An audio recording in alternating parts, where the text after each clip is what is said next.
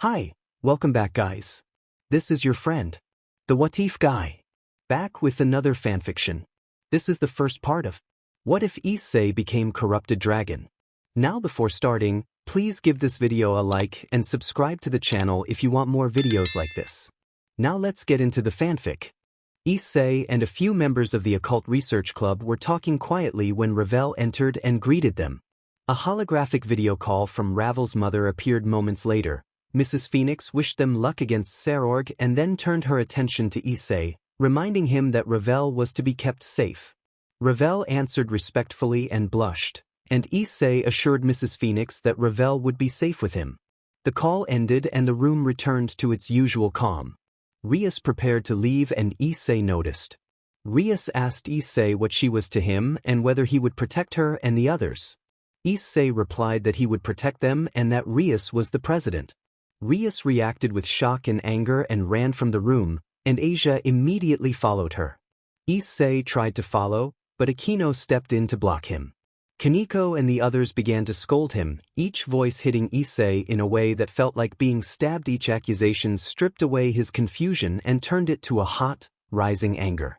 Memories from the fountain, the place where Rainer had once killed him, replayed in his mind and intensified the sense that he was trapped in the same painful loop.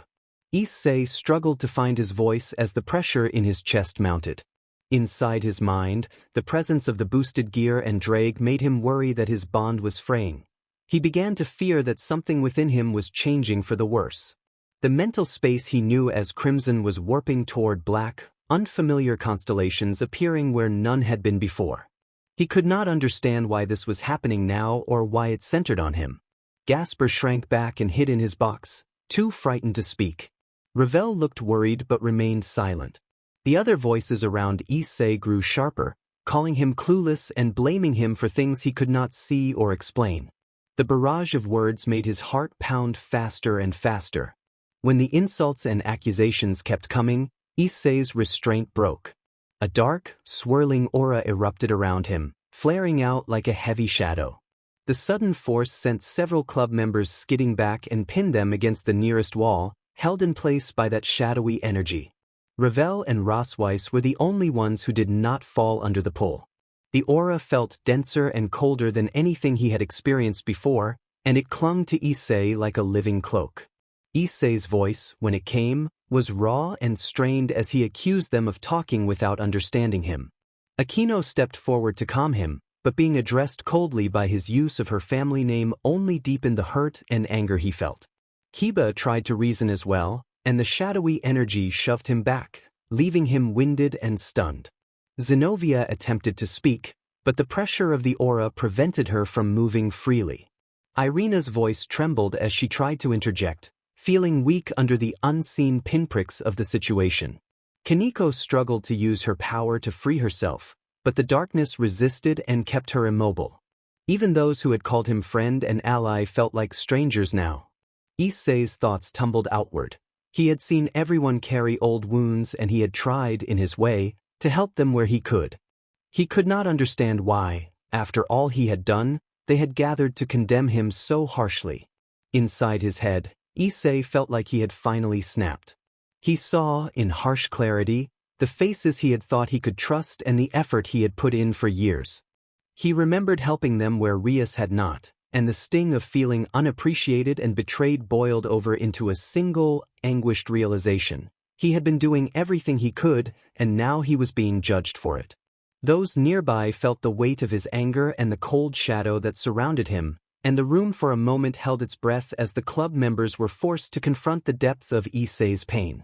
A tense silence followed, with everyone pinned by the aftermath of the outburst and the unresolved emotions that lay between them. A short, quiet pause settled over the group as they struggled to find a way forward. Everyone who heard him fell silent. He was right, Rias had not helped them through their traumas, but Issei had carried most of the burden. He had supported her through her engagement and stood by her, and now they all realized they had made the gravest mistake of their lives. Before anything else could happen, Ravel reached a breaking point and embraced Issei from behind, pleading that he was not a monster and begging him to stop. Issei turned. His expression softened and a faint golden light seemed to glow at his chest, lifting the oppressive darkness for a moment. He returned to himself, though his gaze remained cold with a trace of brightness. He gently patted Ravel's hair to calm her, and she saw him smile. Roswis remained silent and motionless. The darkness she had witnessed was unlike anything she had seen before, and she kept her composure out of fear that Issei might misread her. Roswis addressed him as teacher, and Issei acknowledged her. He instructed Roswis to contact Azazel, tell him to come to his house immediately, emphasize that it was an emergency, and never to speak of what had happened there. He put a finger to his lips to stress his seriousness. Roswis agreed. Issei then asked Ravel to come with him and took her hand. Ravel blushed and held his hand tightly. Before they left, Issei turned to the rest of the orcs and declared that he did not want to see any of their faces again. He announced that he was quitting being Rias's pawn and that the red dragon would bow to no one. His eyes flashed red, signaling how serious he was. He left at a run with Ravel still holding his hand. Time passed. At Issei's house, Azazel sat on the sofa while Ravel prepared tea. Azazel apologized for what had happened, but Issei told him not to blame himself. The people involved were adults who needed to take responsibility for their actions. Azazel remained concerned, sensing a lingering dark aura, and Issei admitted that the presence had been dark and seemed to answer to his will. Issei called out for Drake. The boosted gear manifested, now black with a red jewel, and identified itself as his partner. Issei asked what had happened. Drake responded that there was both bad and unusual news. The change in Issei's power suggested the emergence of an evil dragon attribute, which Drake described as a form of dragon nature that grows wilder and more aggressive when it loses restraint. Azazel explained that, from what he could tell, Issei's core nature remained the same, but the attribute shift made him more prone to aggressive instincts and a stronger drive to grow more powerful. Issei accepted the change with a mixture of pride and concern, and said he needed to get away to clear his head. He chose to go to the old house of his deceased parents in Takamiya City. Azazel suggested speaking with Surzex as well but understood the need for space. Drake and Azazel asked about the dark aura. Drake admitted he did not fully understand it, only that it seemed to respond to Issei and had been dormant until recently. Issei remembered a bright light at his chest earlier and produced an object from around his neck.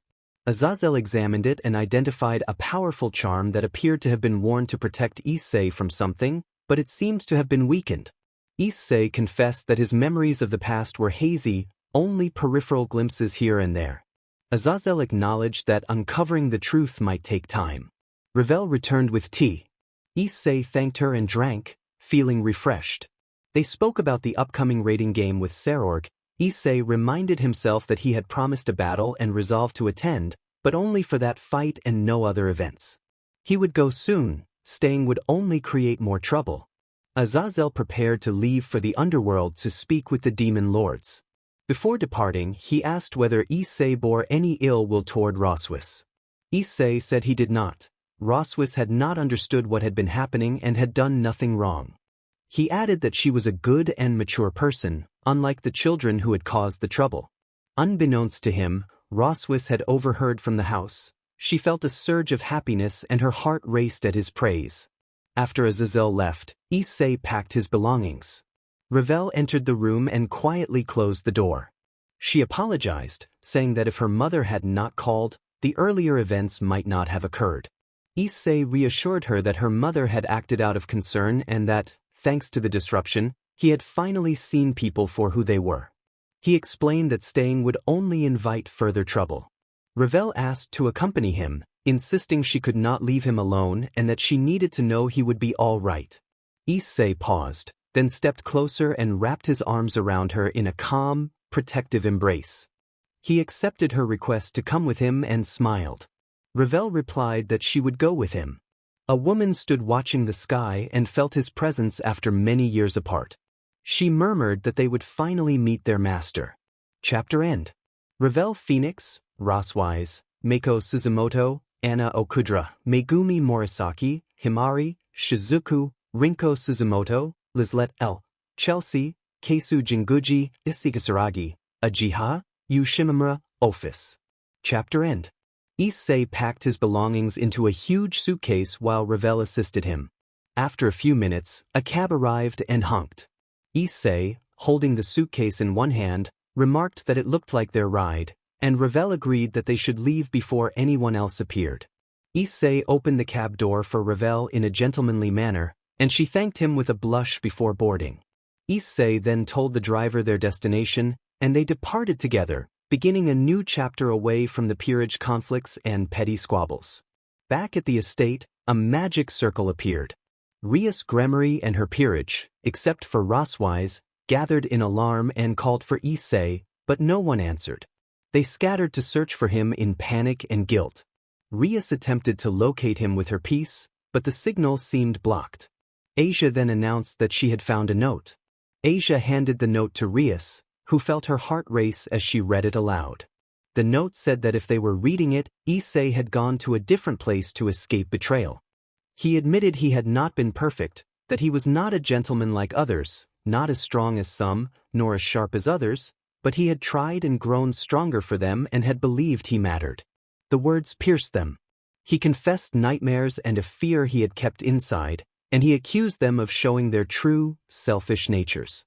He declared that he was leaving to live his own life, free from the identities they had imposed on him. He wrote that he would no longer obey anyone and would chart his own path. The note ended with his name. The room filled with grief. Rias fainted, Aquino's gaze went distant, and Kiba realized he had lost a friend he should have protected. Kaneko collapsed in tears, questioning herself. Irina prayed in anguish, and her wings flickered between light and dark. Zenobia reacted with raw heartbreak, and poor Gasper mourned in silence. They all wished they could turn back time and take responsibility for what they had done. Time passed. The cab stopped at the destination Issei had given. After paying the driver, Issei and Ravel arrived at his old apartment. Issei commented that they had arrived and asked if Ravel was all right. She replied that the cab had left her back sore, and that this place was his old home. They climbed the stairs and opened the door. The apartment stirred memories in Issei. It was unexpectedly clean, as though someone had been there to tidy it. Ravel asked if something was wrong, and Issei explained that the cleanliness felt strange.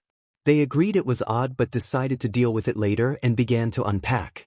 After settling in, Issei cooked a simple meal, surprising Ravel, who had not known he could cook. Issei explained that he had not cooked often recently. Ravel apologized for bringing it up. Issei reassured her that no harm was done and suggested they eat. They gave thanks together and began their meal, enjoying the quiet and the flavors. Their peace was interrupted when someone suddenly entered the apartment. Issei and Ravel were taken aback as a short girl with brown hair and a determined expression stood before them. Rinko demanded to know who they were and what they were doing there. A young woman had barged into the house. Ravel regained her composure and told the intruder that this was their home. The newcomer corrected her and explained that it was the Huyudu house. Issei, curious about the girl who had appeared and why she seemed to know them, asked how she knew the place. The girl answered that she had known them long ago. She and Issei had been childhood friends. Issei's expression widened as memories began to return. He recognized a girl who had always treated him like family. Along with her mother. He named her as Rinko Suzumoto, and the recognition shocked her. Rinko asked how he knew her, but before she could continue, Issei stepped forward and hugged her.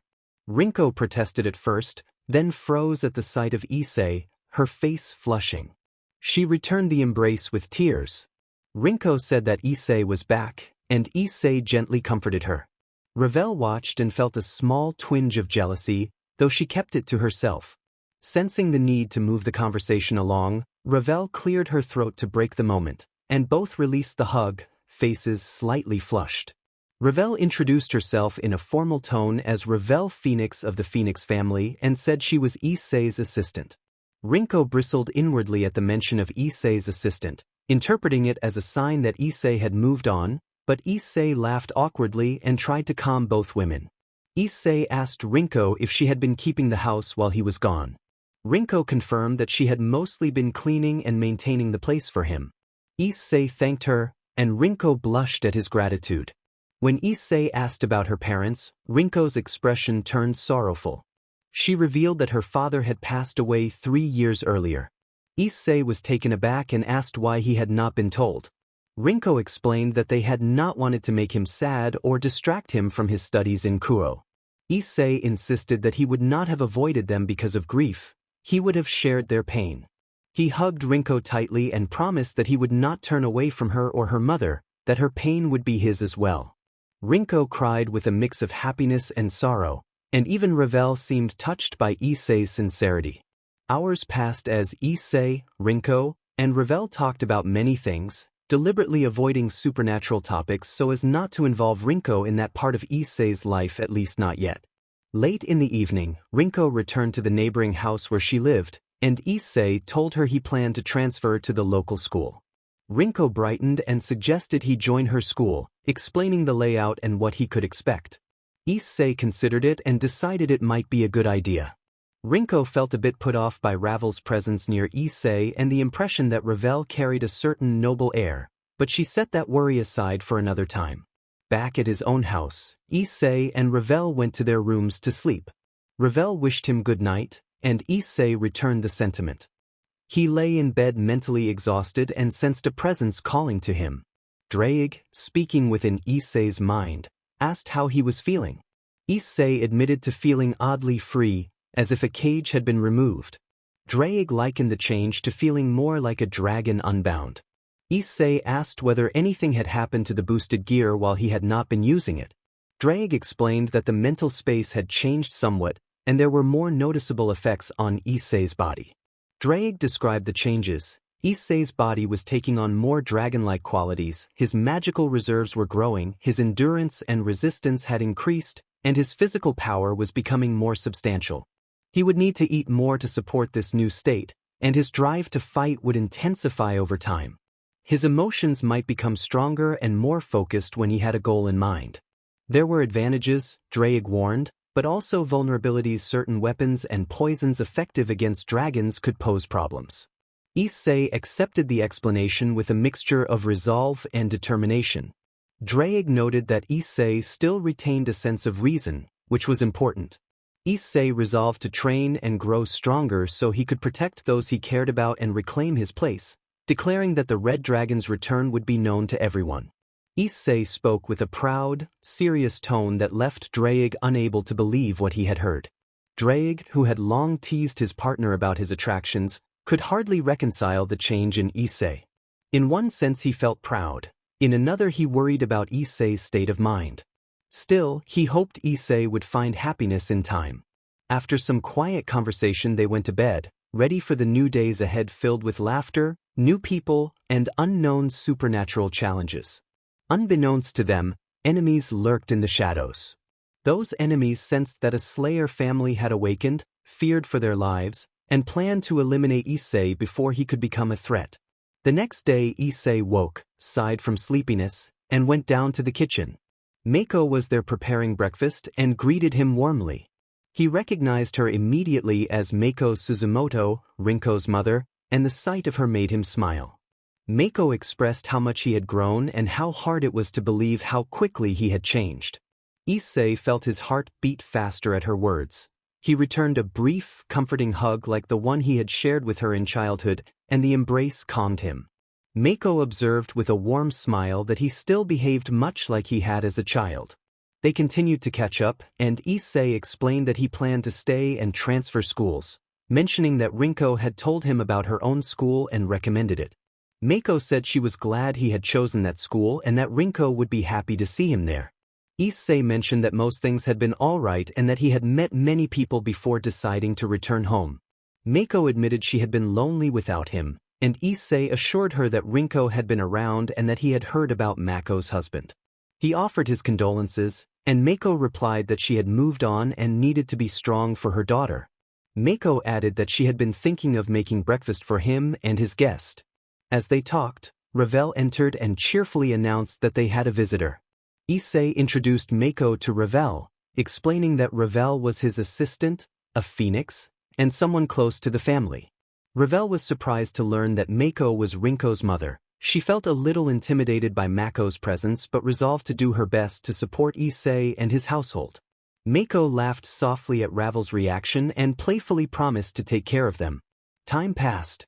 Issei, Ravel, and Rinko went to Torio High School to complete his transfer. They signed the necessary paperwork, took an entrance exam, and received uniforms. 2 days later, on the morning before their first day at the new school, the three of them walked together toward the campus. As they approached, a woman with dark blue hair and purple eyes called out, addressing the young man and noting that it had been a while. Issei was walking with Rinko and Ravel when he heard a girl's voice. A girl in a school uniform, carrying something that looked like a katana, stepped into view and greeted him while calling him young master. She moved beside him with a familiarity that unsettled him. Rinko then grabbed Issei and Ravel by the hands and pulled them toward the school. Issei was dragged along, tumbling as if he were a rag doll. They ended up in Class D, although Issei still did not understand why they had been placed there. The classroom was full of students who mostly seemed ordinary. Issei propped his chin on his hand and tried to recall the girl who had greeted him. She felt familiar, but no clear memory came to him. From her speed and the way she had appeared, he suspected she was not an ordinary human, perhaps someone with a sacred gear or a supernatural origin. Issei sent the question to Draig in his mind. Draig answered that the girl did not feel human and that she clearly knew Issei. Issei murmured to himself that he had come to school for a break and that, given recent events, this year would likely not be boring. Draig reminded him that being the Red Dragon Emperor made him a target and that power drew attention. Then Draig said he would sleep, and Issei felt the dragon's presence fade. A boy stood at the front of the classroom to introduce himself. He announced his name as Yosuke Hirata, said he played every sport, and intended to join the school soccer team. The class applauded. Issei thought that Yosuke had a charismatic presence and would make a good leader. Next, a girl with semi-blonde hair and rose-colored eyes introduced herself as Kikyo Kushida and said she wanted to make friends with everyone in the school. The class clapped for her cheerful ambition. Issei felt that she seemed almost too perfect, which made him uneasy, though he wondered if that was just his imagination. Ravel introduced herself as Ravel Phoenix, saying she hoped to befriend everyone and that she loved reading and baking cookies. She smiled shyly. Issei noticed that she was less tense with him nearby. The class applauded and some students remarked that they wanted to try her baking. When it was Issei's turn, he stepped forward with all eyes on him. He introduced himself as Issei Hayu, said he could be called Ise, mentioned that his favorite food was cheesecake, and said he disliked arrogant people. He then sat down, noticing a faint aura that made him hard to ignore. A girl had looked at him for a few seconds before returning to her classmates. A red-haired student scoffed that introductions were for fools and that getting to know people should happen in their own time. A woman with a long ponytail and a commanding presence placed a large book on the desk and introduced herself as Sai Chabashira, the homeroom teacher of Class 1D. She explained that the students would remain in this class for the next 3 years and outlined the school's rules. Sai described the school's unique system. Students would live in dorms and have limited contact with the outside world. The school provided for most daily needs, and purchases on campus would be handled through a device the students carried. The device showed a starting balance of 100,000 points, which surprised the class. Sai said the school admitted students based on merit, and everyone present had shown exceptional ability to earn their place here. After class, Issei intended to go to the cafeteria, but Rinko stopped him and dragged him to the rooftop. Ravel followed. On the rooftop, Rinko demanded to know what had happened. Issei sighed and explained that he did not really know the girl. Rinko probed further, asking how the girl could have called him young master and suggesting, half-jokingly, that the girl might be betrothed to him. Issei could only shake his head and say he had no idea. A short, awkward silence followed as they considered the mystery. Issei tried to think of an excuse but could not. He wondered again whether the girl really knew him. Could she recognize him from his foggy past? Rinko accused him of sounding like a jealous girlfriend. Issei protested that he was not jealous. Rinko began to throw a small fit. Ravel, standing at the sidelines, tried to make Rinko stop the nonsense. Someone then burst through the front door. It looked like Sudo, but Issei immediately sensed something wrong about him. Rinko attempted to speak to Sudo, but the voice that answered was not his. The intruder announced that an Ayakashi slayer from the Haidu family would finally be ended, and the figure suddenly manifested spidery limbs in an unnerving display of supernatural power. The creature lunged at them in a flash. Issei reacted instinctively, grabbing the attacker's shirt and delivering a powerful blow that sent the assailant tumbling into a wall. His eyes flared red and an intense aura gathered around him. The attacker faltered as if surprised by Issei's strength. Just then a girl with purple eyes appeared and struck two of the creature's limbs, knocking it back. The purple-eyed girl declared with scorn that the intruder had the audacity to strike the young master. Issei demanded to know who was protecting the enemy. The girl answered with the edge of a blade and a warning to mind his tongue. As she prepared to strike again, Issei reached out and held her hand. He instructed her to remove the creature from Sudo because Sudo was not the target. The girl, Himari Niyohara, acknowledged Issei's command and moved in close. The creature attempted to slash at her, but Himari hit it, forcing it to release its hold on Sudo. Once freed, Sudo collapsed, barely conscious. The Ayakashi tried to escape, but Himari hurled her sword, pinning the creature against a nearby water tank. She retrieved her blade, offered a brief smile to her young master, and then vanished from the scene before anyone could respond. Rinko, still stunned, asked what had happened. Issei went to Sudo's side and found him breathing, unconscious but alive. Issei told Rinko that Sudo had been possessed and that there was nothing more to say about his condition there. Rinko, unable to comprehend the sudden revelation, demanded an explanation. Issei and Ravel exchanged resigned looks. They knew it would be a long explanation. They told Rinko about the supernatural, about what had happened that day, and about Issei's past. Horror and shock washed over her as she learned the truth. Her childhood friend had become something other than human, a devil and dragon hybrid, and the purple-eyed girl was a devil phoenix. Rinko listened as they recounted Issei's sufferings. Instead of anger at his changes, she simmered with fury at those who had belittled him and refused to understand his pain. Issei placed a hand on Rinko's shoulder and told her it was not worth letting rage consume her. He spoke seriously that what had happened was done and that he was still the same person at heart despite the differences. Rinko broke down and cried against his chest, feeling helpless. Issei stroked her hair to soothe her. They were interrupted by the school bell. The moment passed and the group moved on. Issei took Sudo to the nurse's office and, when asked what had happened, said Sudo had slipped on the stairs and needed to rest. The rest of the school day continued. They returned to class for the second homeroom, where the teacher would cover the remaining subjects. Classes proceeded without further incident. Afterward, everyone went to the supermarket to buy food. While Issei selected items, he noticed a girl from their class standing nearby. He observed that the coincidence felt odd.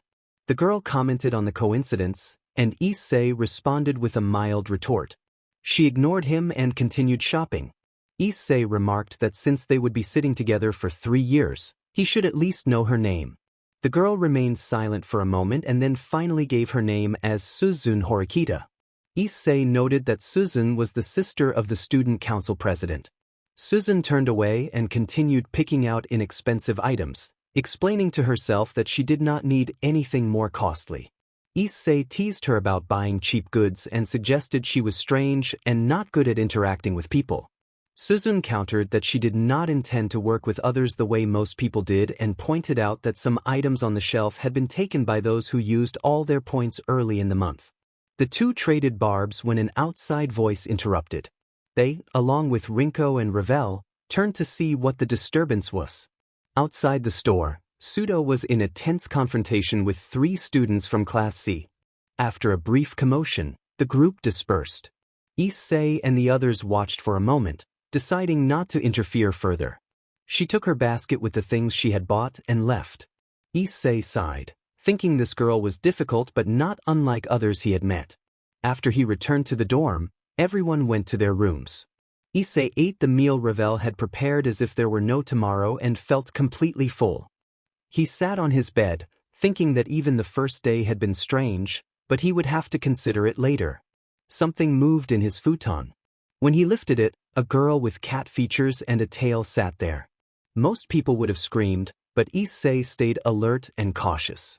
Issei demanded to know why she was there and who she was. The girl replied with a teasing remark about being treated poorly, then grew more serious when he pressed her. Issei's eyes narrowed, the girl shuddered at the change and touched his cheek, a gesture that stirred some familiar feeling in him. She reached toward the amulet around his neck, and Issei held her arm to steady her. She examined the amulet and explained that the protective charm had worn off early. It should have remained active until his 18th birthday. She said the charm had been made to protect him, but since it had faded, by the oath of her ancestors she would serve as his bodyguard and attendant. Even without the oath, she vowed to remain at his side as his servant. Issei, piecing things together, realized that his grandparents had not been ordinary people. The idea of an ancient oath and a family legacy began to make sense. He understood that his lineage and role were more complicated than he had known. The girl asked to rest after a long journey. Issei asked her name. She identified herself as Himari, a cat spirit. She fell asleep, and Issei set her beside him. This was all new to him. He did not know what to do.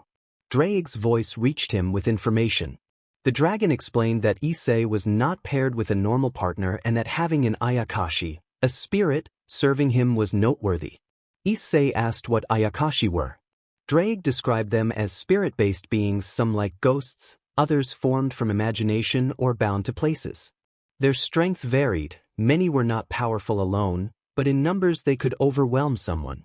Some ayakashi still harbored hatred toward Slayer families and would target members of those houses. Drake advised caution but suggested Issei allow the spirit to remain nearby, as she might serve as a healer. When Drake ended the communication, Issei sighed and sat beside the sleeping Himari.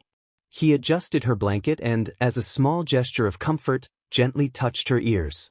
She stirred quietly and he smiled, thinking his life had just become more complicated. He fell asleep, deciding to deal with everything tomorrow.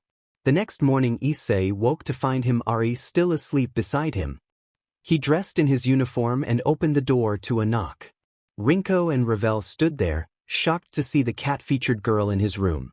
Issei told them nothing had happened and that he would explain once she woke. Himari opened her eyes and greeted them, calling him young master and acknowledging the others. Rinko asked who Himari was and why she was in Issei's room.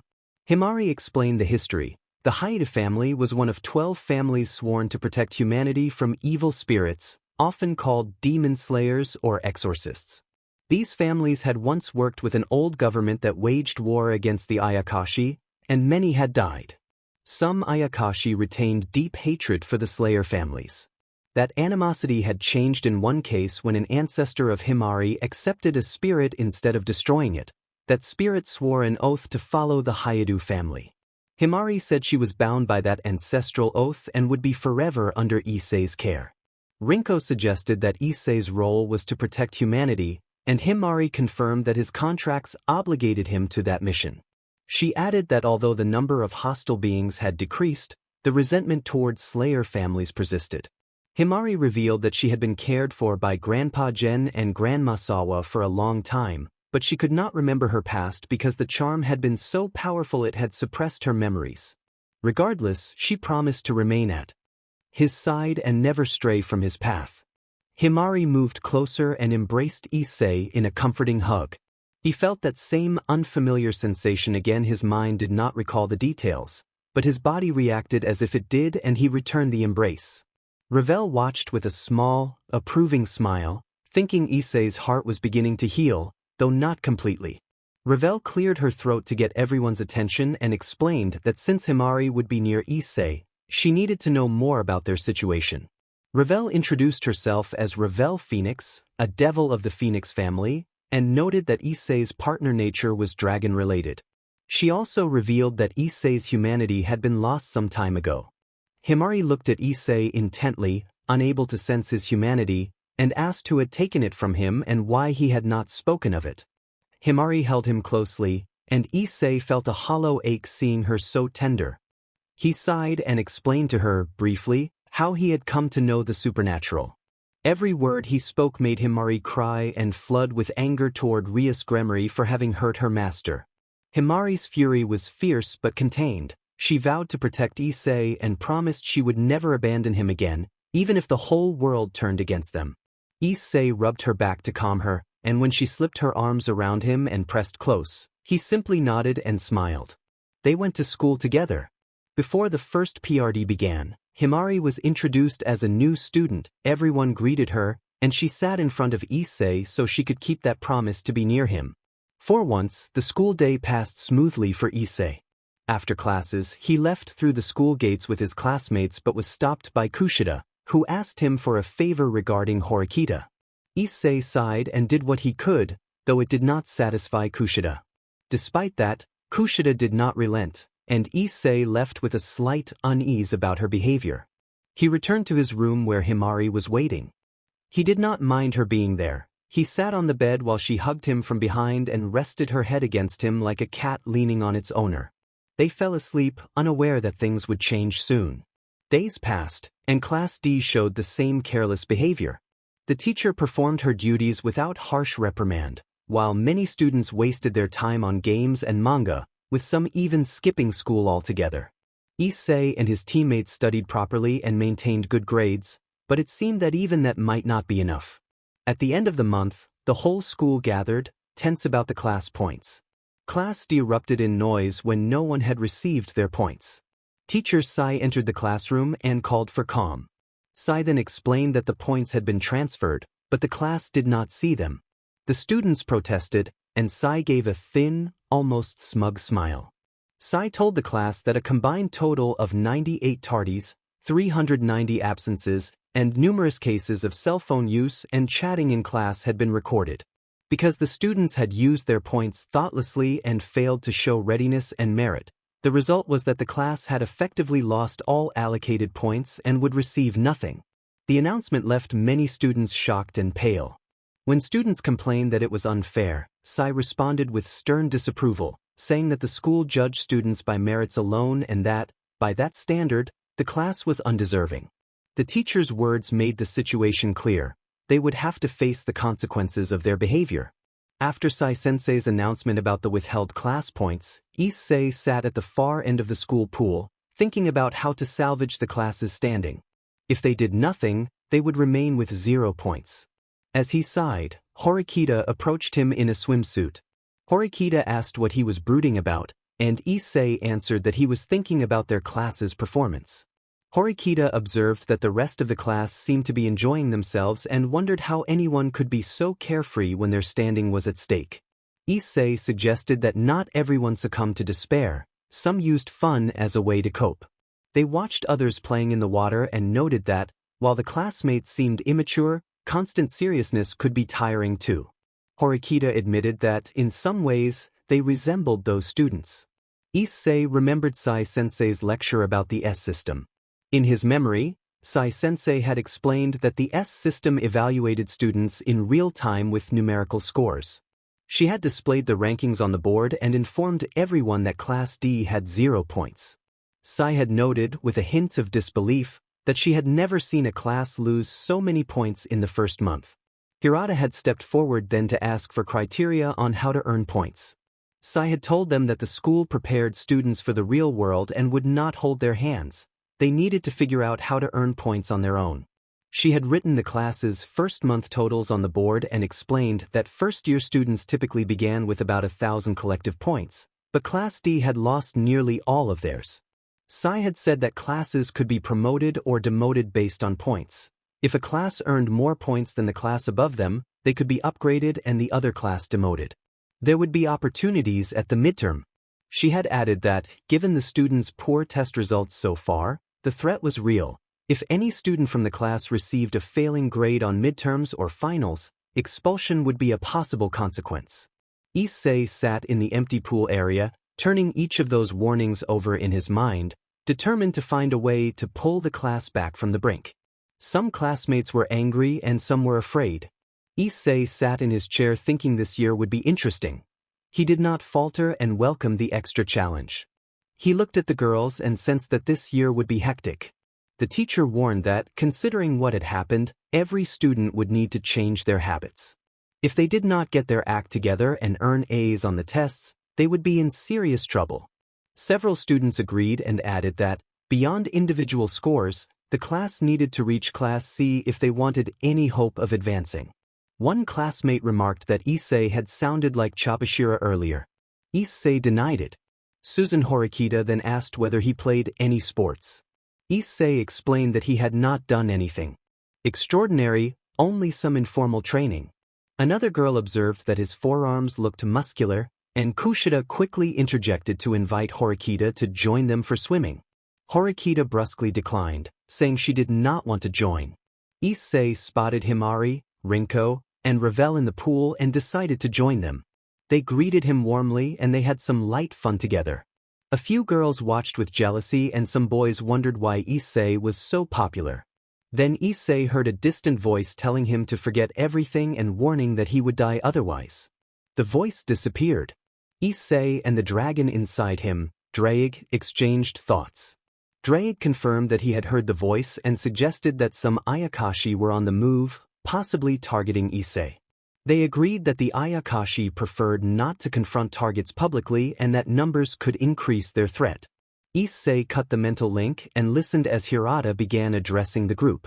Hirata told everyone that the class had not earned any points that day and that this needed to change. He did not want the lack of points to haunt them at school, and he did not want to reach graduation without points. A student agreed, and others resolved that they had to pass the next month's assessments. Sudo angrily declared that he did not want to be involved and pushed Hirata away before leaving the pool. The students returned to class, where many tried to borrow points from one another to buy things. Issei sat at his desk talking with some of the girls about ways to pass the upcoming tests and avoid expulsion. Horikita entered and asked him to join her for lunch. Issei accepted, surprised it was the first time she had invited him, and the girls nodded as he accompanied Horikita to the cafeteria. In the cafeteria, Horikita admonished him to pay attention because she had something important to say. She informed him that Hirata and others had formed a study group to earn A's, but 3 students had not joined. Those 3 were the ones with the lowest scores: Sudo, Ikiai, and Yamauchi. Issei said he was not surprised by those names. Horikita expressed frustration at students who failed to take responsibility, while another girl pointed out that not everyone handled exams and lectures well, and that sometimes school systems made students feel set up to fail. That girl urged empathy and reminded everyone that some students simply needed more support. Issei guessed that Horikita wanted to create a study group and wanted him to persuade the 3 holdouts to join. He agreed to help, partly because Horikita had bought his lunch. He offered her a casual compliment, which made Horikita flustered. She gave him her phone number and asked him to report back if they succeeded, but she warned him not to contact her for anything outside of school matters. She left the cafeteria, breathing deeply as she tried to steady herself. After lunch, Issei went to the restroom. When he opened a stall, he was startled to find someone else inside. A girl had been there.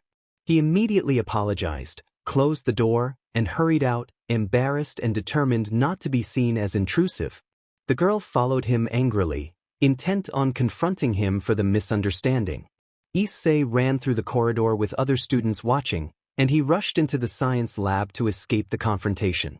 One bystander muttered that the girl had overreacted, and another retorted, questioning who was being called crazy. Issei turned his face and saw her.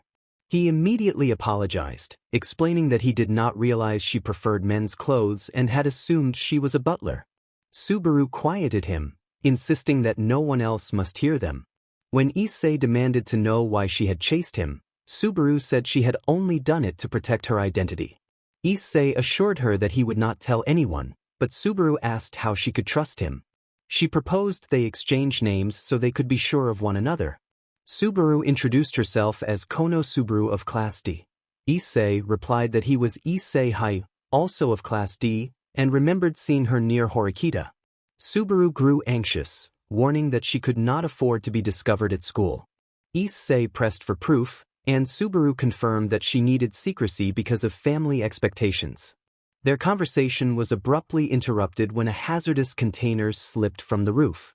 Issei shoved Subaru out of the way and pushed the container so it fell harmlessly to the ground. In the scramble they ended up in a compromising tangle, Subaru reacted with alarm and struck Issei hard enough that he lost consciousness. 2 hours later, Issei regained consciousness. His head hurt, but the bleeding had stopped. He noticed metal at his wrist and realized he had been handcuffed. A girl with long black hair was sleeping beside him. When he raised his voice in confusion, the girl woke and introduced herself as Suzutsuki Kanade of Class D. She explained that Subaru had brought Issei to that room and that Kanade had placed the cuffs on him earlier to keep him from wandering while he was injured. Issei was bewildered by the situation. He had never been handcuffed by a girl before. Kanade laughed and said she had only rested her head against him because she felt more secure that way. She admitted to being comforted by his presence and compared it to finding a soft, reassuring spot to lean on. Issei asked how all of this had started, and Kanade explained the family context. In their tradition, the household assigned a male butler each generation, but Subaru had been born female. To meet the family's expectations and to protect her position, Subaru had to present as male while at school. Kanade asked Issei not to tell anyone about Subaru's true gender. Issei apologized for the earlier chaos and said he understood the need for discretion. At that moment, Kanade drew back a curtain to reveal Konosuba. Issei was surprised at the sight. Subaru admitted that Issei had saved her from the falling container, and Kanade, seeing the exchange, thanked him and then made a request. Kanade proposed that Issei join their study group so Horikita's plan for group work would include him. In return, she wanted his promise to keep Subaru's secret. Kanade added a condition that Issei keep his grades up through the midterms and finals, reminding him that Chobashira's warning applied to everyone in Class D, Subaru included. Issei agreed to the terms and asked Kanade to remove the HNDCFFS. Kanade teased that they looked better on him, but when he asked politely, she obliged and unlocked the cuffs. In the brief moment as the cuffs were removed, their movements brushed and the two of them froze, embarrassed by the close contact. Issei felt flustered and heard the familiar inner voice chastise him to regain his composure and act like himself. With the cuffs off and promises exchanged, the awkwardness eased. Issei committed to keeping Subaru's secret and to improving his grades, while Subaru and Kanade accepted him into their small circle for the upcoming group studies. He composed himself and stepped away from Kanade. He told Kanade that he hoped she would keep her promise. Kanade assured Issei that she would. Issei said he would go see her and Subaru, and then left the two in the nurse's office. This marked the beginning of a significant new relationship. After the nurse's office incident, Issei returned to his room and sat on his bed. Himari stayed close, offering a comforting hug as she always did. The more they were together, the more Issei calmed. His body seemed to remember that comfort even when his mind did not. He did not dislike it, but the Ayakashi's words in the pool still lingered in his thoughts. He felt a light tap on his cheek. Himari asked if he was all right. Issei replied that he was fine and asked how she was handling school. Himari said that being near him was the only thing that made her happy. Issei blushed at her admission. The feeling was new and surprising, as if something between them had shifted. Himari moved closer playfully, but a knock at the door interrupted them. Ravel called out, checking on Issei. Himari said they would continue later and released him to open the door. Issei sighed inwardly at how uneasy the situation made him feel and wondered what was happening to him. He asked Draig aloud about the strange sensation he had felt, how his body had reacted unexpectedly when he was near certain people. Draig explained that dragons possess a passive ability to sense a destined bond with others. What Issei had felt was likely that bond beginning to awaken. Draig added that fear and tension in past encounters could have weakened that sense with certain individuals, which was why the sensation had not appeared before. Issei was stunned by the explanation, but Draig reassured him that the ability could become useful. Ravel noted that Issei had seemed distracted for a few minutes. Issei admitted he had been speaking quietly with Draig and then asked if preparations were ready. Ravel confirmed they were. Himari asked what they were preparing for, and Issei explained that he planned to go to Tanin territory to train.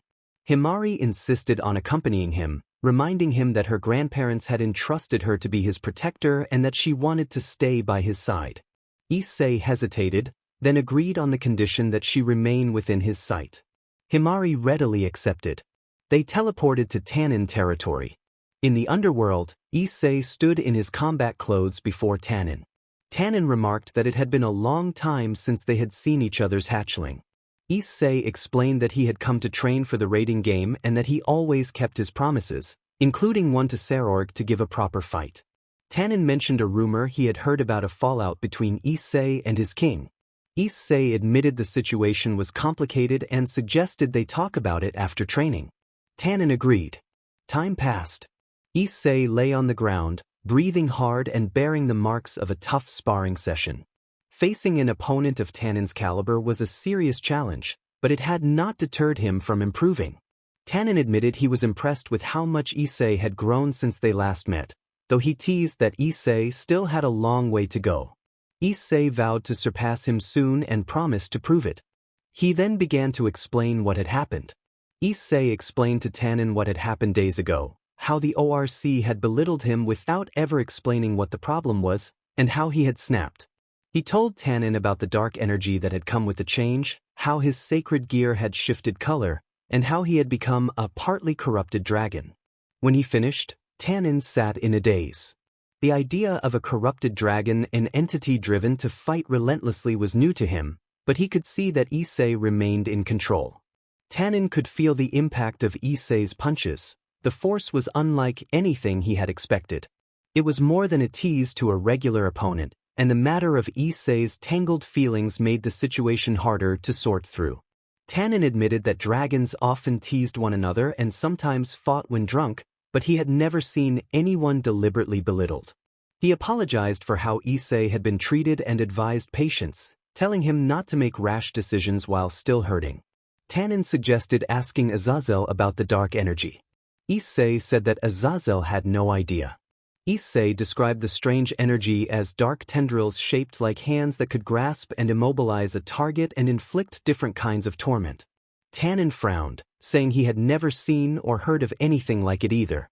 He suggested it might be a mutation tied to Issei's transformation, born from the hatred in his heart. Issei wondered if that hatred and whatever it had awakened were connected to his family's legacy for fighting Ayakashi. He did not know. Tanin then teased Issei about the Ayakashi who traveled with him, asking if there was anything between them.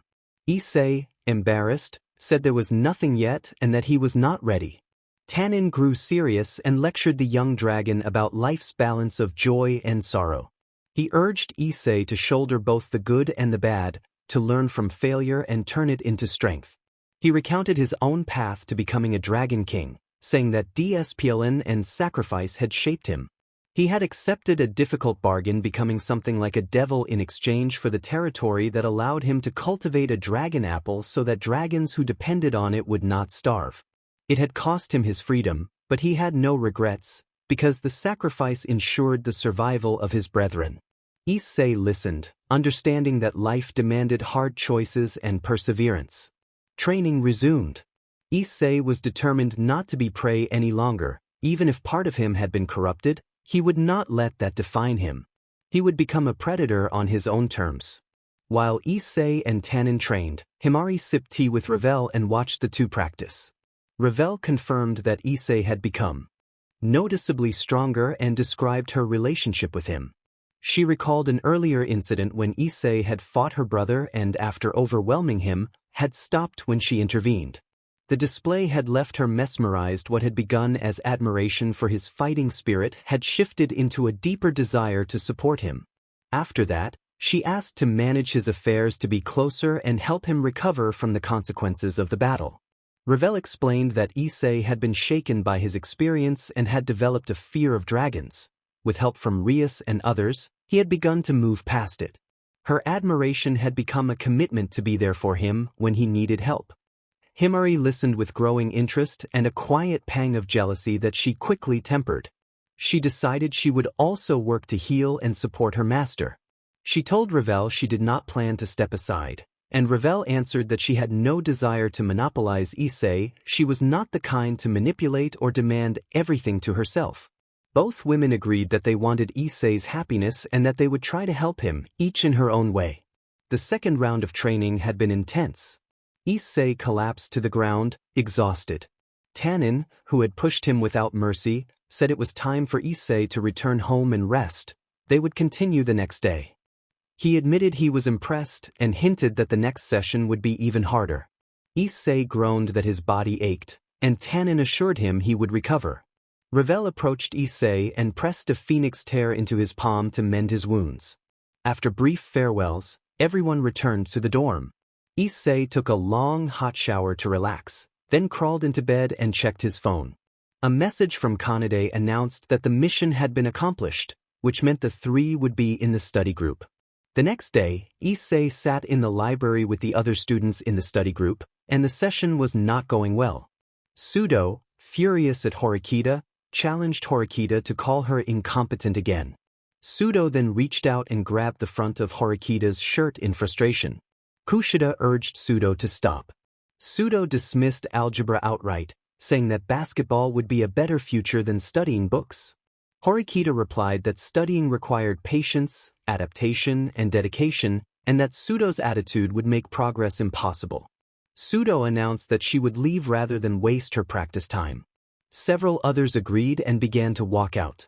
Kushida asked Horikita if she had been too harsh. Horikita insisted that the students could not solve a simple math problem and that their performance was the issue. Kanade teased Horikita, suggesting the supposed great Horikita could not handle some clowns. Kanade added that she had been responsible for bringing them together and that the rest had been Horikita's responsibility, implying that Horikita had failed. Issei stepped between them and told both to stop, reminding everyone that trying once more did not mean the effort was over and thanking them for coming. Kanade said it had been her pleasure and then leaned close to Issei to speak quietly. Issei looked amused. Kanade promised something quietly, and Issei acknowledged that he would hold her to it. Time passed. Later, Issei walked to a nearby sweets shop to buy a cheesecake but overheard two voices he recognized. Using his enhanced hearing, he picked up a tense exchange between Susan and her brother, Manabu Horikita. Manabu told Susan he had tracked her down and berated her for being a burden to the family, insisting that her choices had brought shame and trouble. Susan, voice breaking, insisted she would improve and aim to reach Class A. Manabu dismissed the idea and warned her to leave. Manabu pressed Susan against a wall and continued to berate her. Issei stepped in and grabbed Manabu's wrist to stop him. Manabu tried to kick, but Issei moved to deflect the attack. A brief, non-graphic scuffle ensued as Issei used a practiced self-defense maneuver to push Manabu back. The confrontation was tense but contained, like a scene from an action anime rather than a vicious fight. Manabu, intrigued, told Issei that the transfer student from Koi Academy would change many things and warned Susan that her isolation would waste her potential, then left. Afterwards, Issei bought a cold drink from a vending machine. He apologized for Susan having to endure that, and Susan said it was fine and seemed relieved that he had acted normally. Issei noted that he had only learned a little self-defense. When Susan mentioned that he had come from Koi Academy and asked whether he was serious about disbanding the study group, Issei argued against the idea. He told her that not everyone learns the same way and that short-sighted isolation would lead to flawed judgments. He encouraged Susan to understand that some battles needed allies and that a leader could help guide others to improvement. Susan said nothing at first, thinking over his words. Issei offered to walk her back to the dorm so she would not be alone. She hesitated but accepted, and they walked in silence until they reached her building. Issei returned to his room and fell asleep. In the days that followed, the class began to work harder. Students who had been struggling applied themselves to grammar, algebra, and science, and their grades improved. The next day, the class celebrated their passing test results and went to thank Kushida. Issei sat beside Susan and checked his own grade 100, a perfect score. Kushida asked Issei what he had done to achieve such a result. Issei gave her a sidelong glance. That afternoon, Issei was walking near the tennis courts when he noticed 3 Class C students causing trouble. The one in the middle seemed to be their leader and was leaning in to intimidate Sudo. As the leader put a finger near Sudo's face, Issei wondered whether to intervene. At that moment Ichinos arrived and stepped between them. Ichinos declared that she would not tolerate violence on school grounds and warned the group to stop or she would report them to the administration. Ryuan argued that they were the victims, but Ichinos insisted from her perspective that they leave. The group reluctantly backed off, and Ryuan barked a few taunts as they went. Sudo bristled and was about to react, but Issei put a hand on his upper arm to steady him and advised him not to make things worse.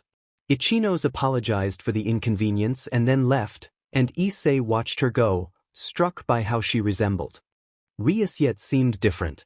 He shook his head and turned back to Sudo, who declined an invitation to Kushida's study group. Issei decided not to push further and returned to training with Tanin, determined to master the power that surfaced when his anger flared. The next day Issei sat in the cafeteria with Kushida. Issei asked Kushida to keep a favor private, then approached an upperclassman to try to buy exam questions from 2 years prior. He introduced himself as Hayato Issei from Class 1D and offered 10,000 points for the papers. The upperclassman hesitated and said he would get in trouble if the matter leaked, asking for 30,000. Kushida intervened with a calm, persuasive appeal asking for help so their friend would not be expelled.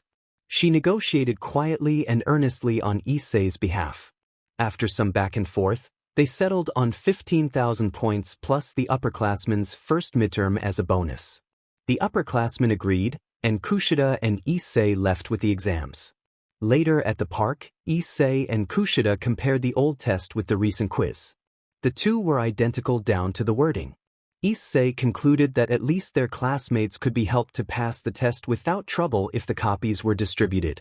He asked Kushida to be the one to release the papers and to claim she had obtained them from another source, explaining that he did not want to be the center of attention.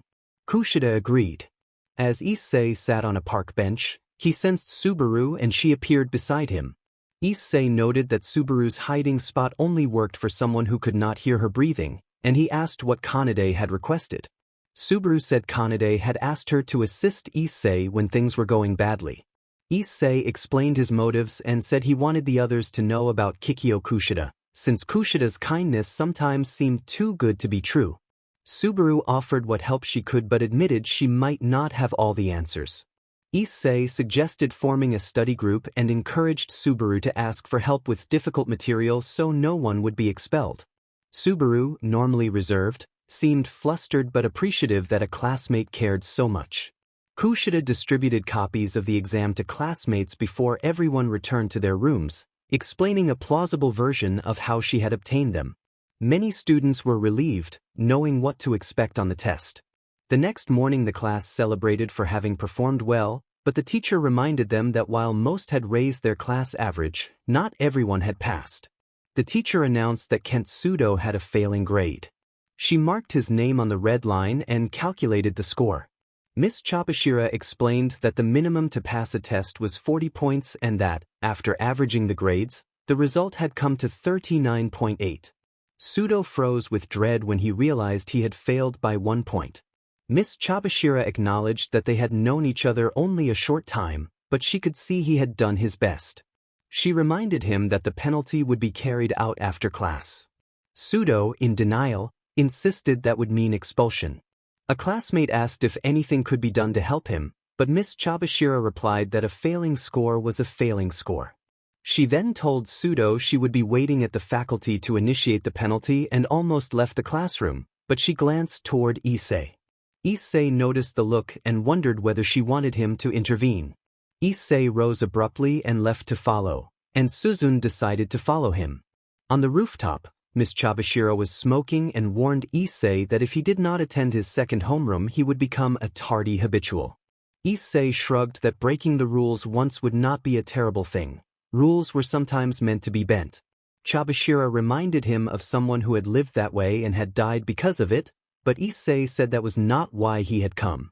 Issei showed Chapashira his phone and asked if she could sell him 1 point to give to Sudo. Chapashira smiled and said she would, but that it would cost him 100,000 points. Issei offered to help raise what was needed. Suzun appeared and agreed that if they could both pay, there was no reason not to help. Chapashira accepted the arrangement and lit another cigarette, then asked Issei if he thought Class D could improve its rank even with a student labeled defective. Issei said he believed even defective people could be useful and capable when trained properly. Later in the park, Issei and Suzun traded barbs about their motivations. Suzune said she had helped only for a personal reason, not out of sympathy, and Issei kept his guard up as she spoke. He winced when a remark from Suzune stung, but he would not show more than a small reaction. The students of Class D gathered in Issei's room, clapping cups together to celebrate.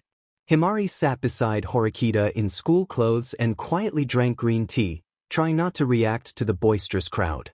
The others pressed Issei about how Sudo's penalty had been called off. Issei, keeping the explanation simple, said that Horikita had advocated for Sudo and convinced others that he deserved a chance. He insisted everyone thank her. Horikita bristled and insisted she had acted only out of self-interest, but Issei hinted that she owed him a favor, prompting a soft, knowing look between them. Himari tried not to laugh at the small game being played. Kushida remained unusual quiet, her hair falling over her eyes, which made Issei uneasy. When the gathering ended and most students left, only Himari and Kushida stayed behind to help clean. Issei thanked Kushida for helping and she said she was happy to have used his room for the small gathering. Kushida then asked whether girls like Horikita were his type, an odd question that Himari recognized might lead to trouble. Issei replied that Horikita and he were just friends, nothing more. Kushida left for her room, and Issei noticed she had forgotten her phone on his bed. He decided to hold on to it and return it to her later, just in case she was not far away. Issei sent a message to a certain contact. Night had fallen when Issei walked near the building. The stars were bright, and for a moment he felt a childlike fascination with the sky. That calm broke when he heard Kushida ranting. He slipped behind a nearby tree to listen. Kushida lashed out, hurling vicious insults at Horikita and striking a metal bracket with her foot. Issei listened and analyzed. This must be Kushida's true nature. Her phone rang and she cursed, accusing someone of spying on her. Issei stepped out and returned the device. Kushida snatched it back and demanded to know if he had hurt her. Kushida warned that if he told anyone he would pay. Then she threatened to accuse him of a serious crime in retaliation. Issei noted the accusation with a detached amusement. It was not the first time he had heard such words, and he recognized how dangerous a false claim could be. Kushida proceeded to claim she had proof and implied she could escalate matters. Issei refused to be cornered. He warned her that he could fight back by making counterclaims and damaging her image if she tried to ruin his life. He fixed her with a cold, threatening stare and made it clear that he would not tolerate being manipulated. His words and demeanor unnerved Kushida. She began to tremble and could not meet his gaze. Issei gave her one chance to make things right and told her to think about how she wanted to proceed. Then he left, walking away while Kushida stood there breathing hard, flushed and humiliated. She clenched her teeth with anger and frustration at being outmaneuvered. Issei stopped in a shadowed gap between buildings and leaned against the wall. Subaru, dressed in feminine clothes and holding a camera that had recorded the confrontation, asked if he had gotten everything. Issei confirmed and said that everything came with a price. Subaru wondered if he had taken things too far. Issei argued that what Kushida had tried to do make him look like a criminal was unforgivable, and that he had at least given her a chance to redeem herself. Subaru mentioned that Kanade wanted to call in a favor soon. Subaru blushed and whispered the nature of the favor into Issei's ear. Issei nodded, his face briefly flushed. After a short exchange, Subaru left and Issei returned to his apartment before meeting up to train with Tannen. The next morning Issei woke sore from training but went about his routine. On his way he encountered Horikita with a girl, and Kushida was among them.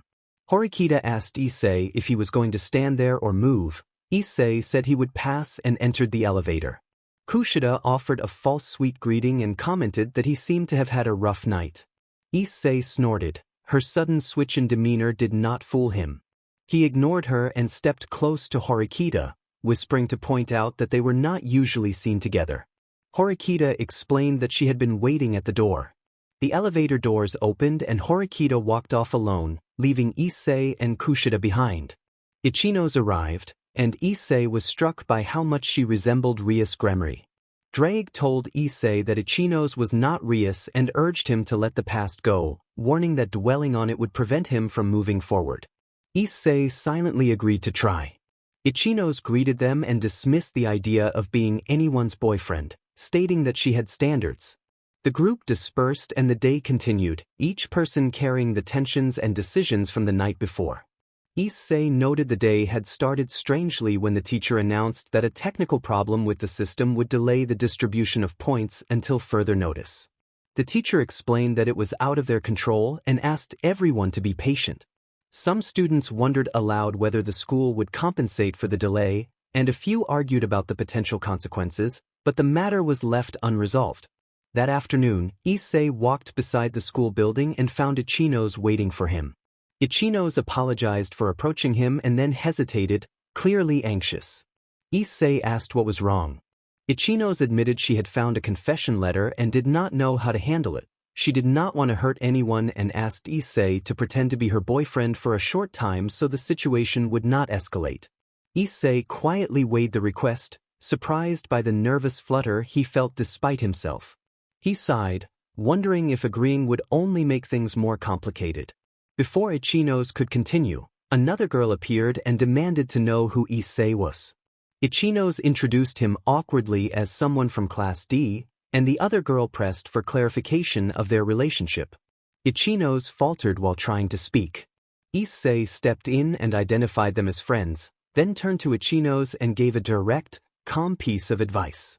He told her that if she could not speak for herself and do the right thing, she would not change and others would not trust her to lead. He urged her to trust herself, to make a choice, and said he would wait outside while she explained things.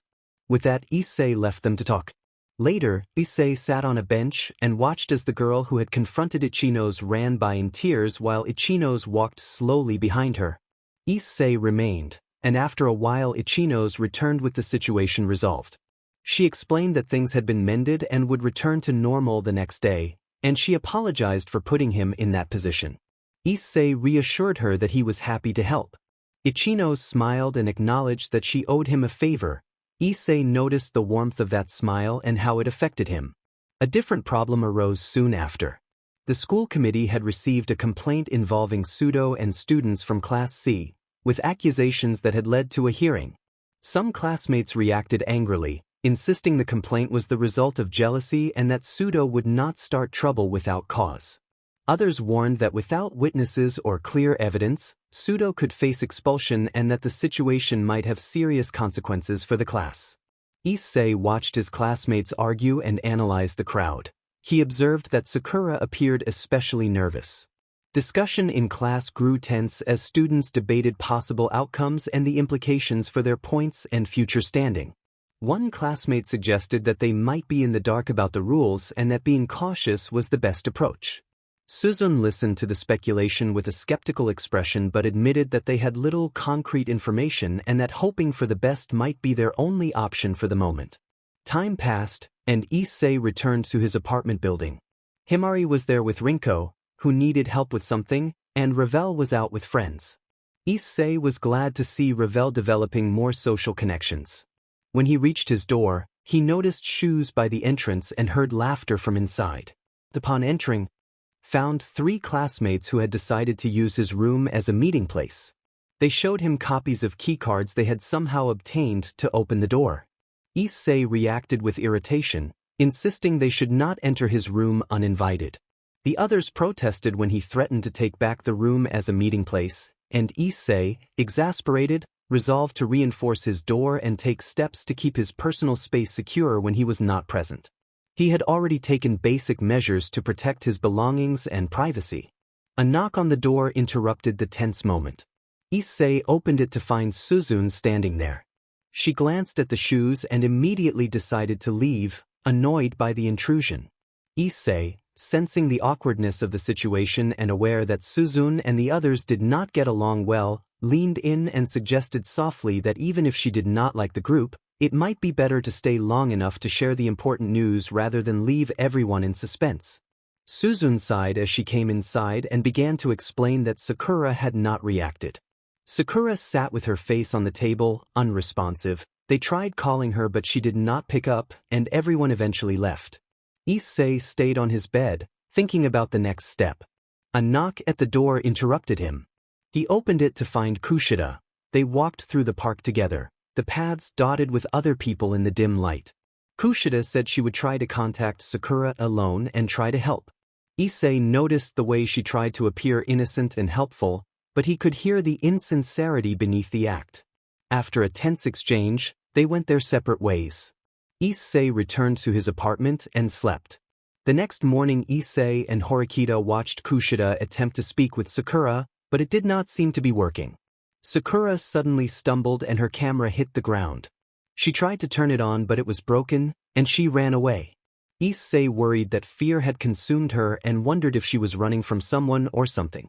Later that day they met Sakura again. She apologized for summoning them because she did not want to be alone. Issei agreed to accompany her to the camera shop.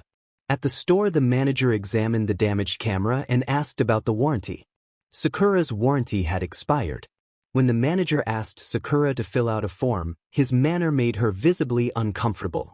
Issei took the pen from her hand and filled in his own information.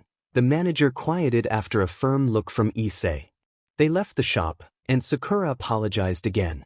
Issei told her it was all right and that he would not force her to testify. She had to decide for herself what she wanted to do and act for her own sake. She left after hearing his words. Before Issei went home, Kushida stopped him and asked him to come upstairs to see something. In his apartment, Kushida showed him several photos. Issei noticed a picture of Sakura from a recent promotional shoot and realized why her glasses had no lenses. He set the photos aside, troubled. The hearing took place the next day in the student council room. Manabu and his secretary were present, along with Yu Shimamura and a teacher who represented Class C and spoke with the practiced arrogance of someone used to arguing cases. Issei felt the urge to lash out at the teacher but kept his expression composed. The hearing was tense. Suzune remained silent as others spoke, and the student council seemed prepared to dismiss the incident as one-sided.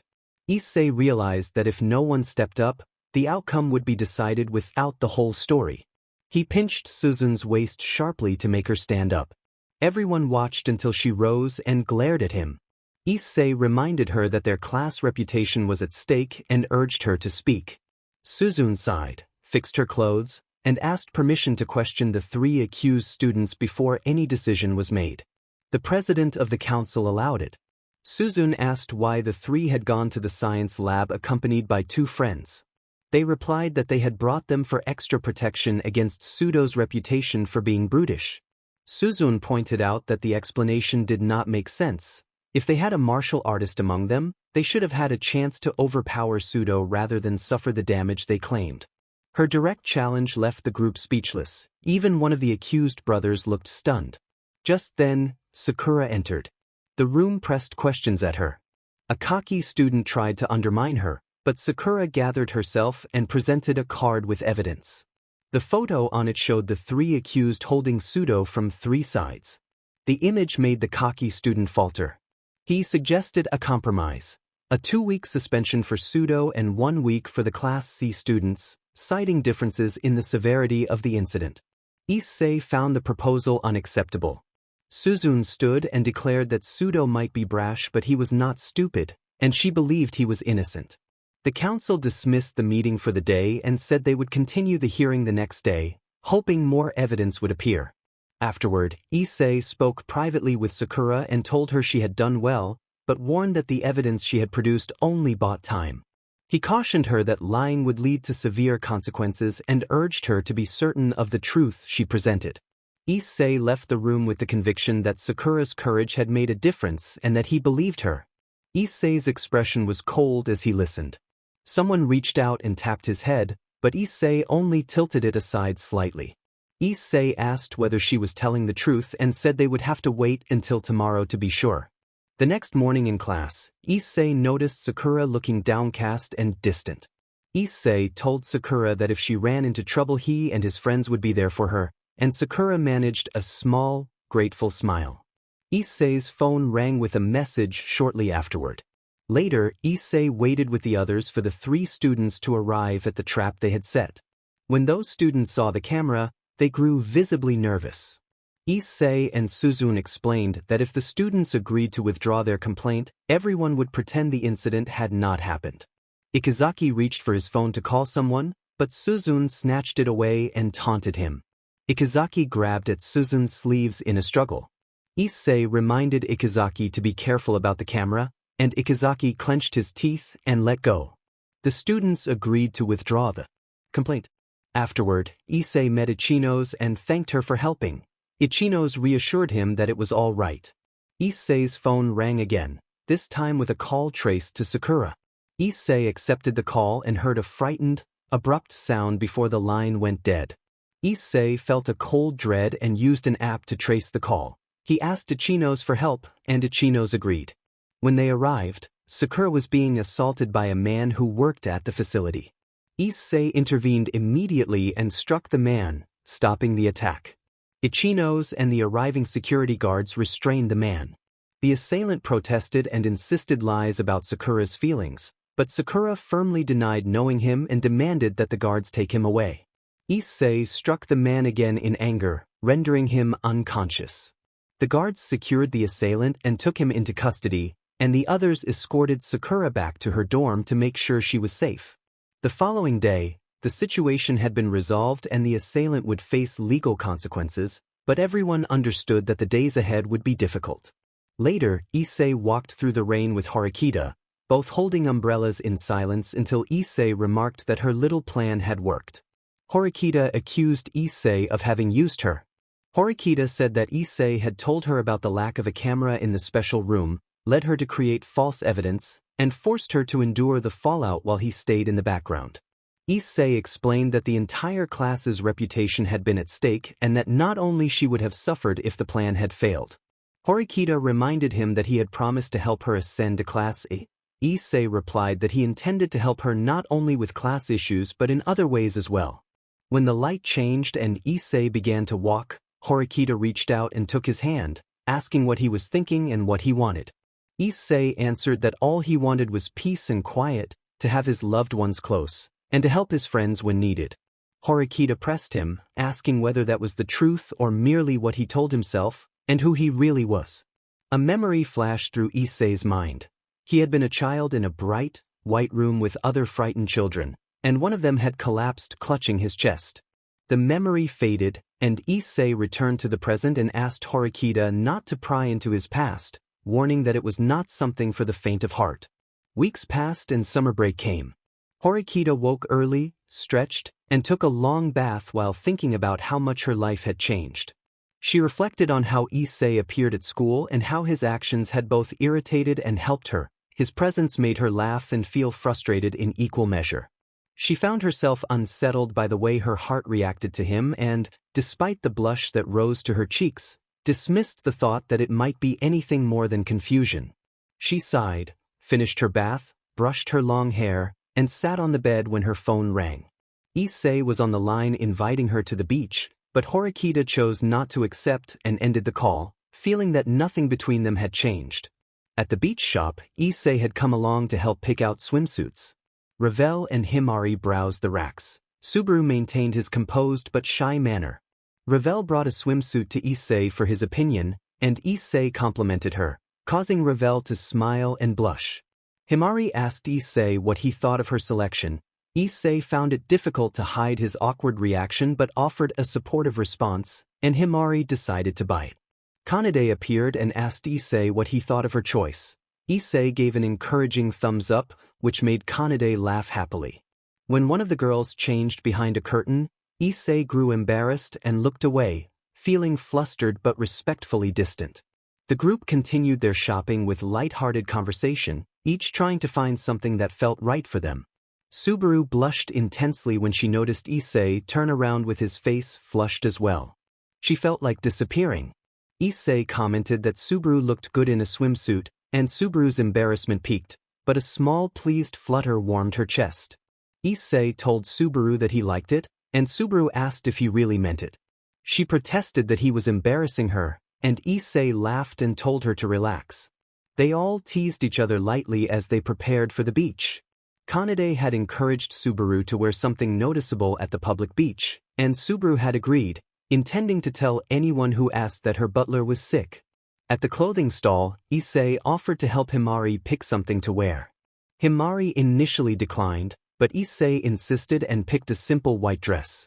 They stepped away so Himari could change in private, and she emerged wearing the outfit Issei had chosen.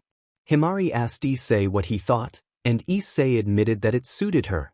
Himari decided to buy it, saying the choice felt special because he had selected it. After they finished, the group headed to the bus stop. Horikita arrived with her bag, and Kushida joined despite Issei's awkwardness. Sakura also came along. The remaining 3 classmates were expected to arrive soon, and when they did, the group set off together. At the beach they saw Ichinos and several students from Class C already playing and wearing swimsuits. The students began a game of volleyball and splashed around, and Rinko tripped while trying to catch the ball and fell into Issei's arms. Issei checked that she was all right, and Rinko reassured him. The student council president teased Rinko for staying close to Issei. Kanade bounded onto Issei's back playfully while he sat on the sand. She asked Issei to put sunscreen on her back, and Issei obliged. Kanade teased and made a show of enjoying the attention in a playful, childlike way. Issei warned her not to make a scene, and Kanade immediately quelled her antics with an exaggerated pout. Issei smiled despite himself and then applied sunscreen for Subaru as well, who blushed but accepted the help. Others came for the same reason, and soon Ichinos and Sakura were getting sunscreen from him. Several onlooking students wondered what drew so many people to Issei, and Issei could only think of luck. Time passed and Issei noticed that Himari was missing. Rinko pointed out that Himari had taken an orca-shaped swim ring out into the water. Issei went to find her. Himari had drifted farther from shore than she realized, and had fallen asleep on the float. When she woke, panic set in as the current carried her outward. Issei spotted her and moved quickly to reach her. Himari cried out at the sight of him, accusing him of worrying her, and Issei answered that he had been watching and was coming to help. A sudden large wave hit them and tossed them into the water. Issei managed to reach Himari and swam back to the surface, and they both gulped air, shaken but alive. Himari clung tightly to Issei, pleading for him not to let go, and Issei held her and tried to soothe her. Their relief was brief. Strange, powerful tendrils that looked like living shadows rose from the water and wrapped around their legs, pulling them under. They fought against the pole, but the current dragged them beneath the surface and everything went dark. When Issei regained consciousness, he found himself in a dim chamber that felt like the interior of a cave. Light filtered through an opening high above. He felt a heavy weight and noticed a small figure nearby, a girl with green hair and striking red eyes whose stature reminded him of someone he knew. She spoke first, identifying him as a descendant of the Ayakashi Slayer family that had once targeted the Hayadu household. Issei tried to make sense of their situation while taking in her presence. The girl introduced herself as Shizuku Nano. She explained, in a calm but severe tone, that an awakening slayer would upset the balance between humans and Ayakashi and that if she let them live, they would continue to fight. She crafted water into a hard, crystalline form and moved it toward Issei in a show of power, recalling how her own family had been wiped out by the Jibarashi family, one of the 12 Ayakashi Slayer lineages, a century ago. Shizuka declared that, given her belief about Ayakashi Slayers, Issei and his companions posed a threat that could not be ignored. Before Issei could invoke his gear, Himari leaped from the water to draw Shizuku away. Himari threw a shard of ice at Shizuku, but the ice shattered against her without leaving a scratch, and Himari remained standing, unharmed. Issei accused Shizuku of maintaining loyalty to the Hayadu family and acting like a traitor. At that moment a strange creature rose from the water, a mushroom-like fish that drifted ominously between them.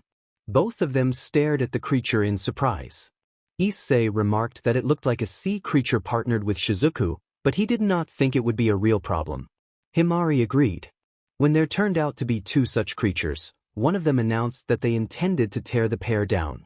Himari charged at Shizuku to strike, but Shizuku seemed to evaporate and reappear elsewhere. One creature lashed out with tentacles that wrapped around Himari. She slashed at them with her claws and managed to free herself for a moment, but the creature began to spin around her, generating a swirling vortex of water.